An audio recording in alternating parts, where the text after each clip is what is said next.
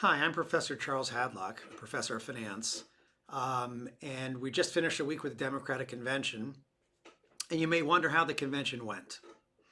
And I recorded an earlier video talking about how election betting markets, where folks put money on the line betting on an outcome of election, can be very informative to tell us about the likelihood of a candidate winning.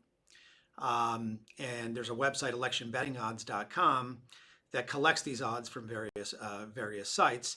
And what I've got the image I've got here is over the last week, the betting odds of the likelihood of Kamala Harris winning the presidency in purple, and then the gold line of Donald Trump winning the presidency.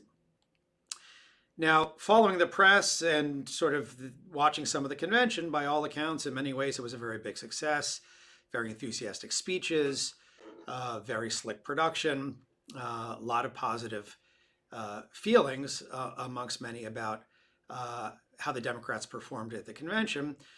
But quite interestingly, about a week ago, if you can see here, August 17th, and I'm lecturing, recording this video on the 23rd, Kamala Harris was at about a 55% chance of winning the election, according to odds makers who bet on this, and Donald Trump was 45%. And the odds makers are often, on average, quite accurate and correct. There's a lot of evidence on that I've talked about earlier. So even though the convention was going very well, or apparently very well, actually every morning I logged in, I took some advice I give myself and others about, well, look at the betting odds, and you'll see that the purple line was sort of drifting downwards. And so a day or two ago, in fact, Harris's odds fell slightly below Donald Trump's in the betting markets. She gave her final speech last night. I woke up this morning, and she's just got a slight lead. And so you can see the current betting odds are 50.9% for Harris, 47.4% for Trump. So how could Harris have actually a drop over a week when the convention went extremely well? And it's sort of an interesting lesson in markets. In all likelihood, the bettors in these markets expected a very good convention. They knew President Obama might give a very strong speech, or Michelle Obama would give a strong speech.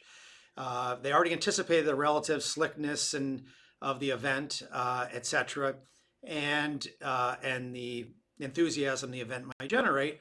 And so if you have a very, very good event, but it's not quite as good as expected, or if it's just as good as expected, no better, no worse, and there are already high expectations, and maybe some other news came out about some polls being not quite as good as expected, or some economic news that may have an impact on the election, then you can get this sort of interesting situation where things seem to be going well, but in fact, the odds are going down, and so you're sort of not living up to the prior expectations, or other news is coming out that is more important than whatever you're observing watching the convention. So while it certainly looked like a very good convention week, it did not give them any kind of a pop, and if anything, lowered the relative chances. So at this point, the race is more or less a toss-up.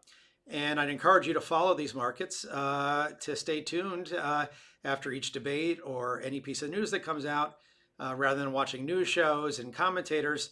Log into one of these websites, electionbettingodds.com is one very popular one, and see in fact what the professionals who put the money on the line think about how they're digesting news and what it means about the election.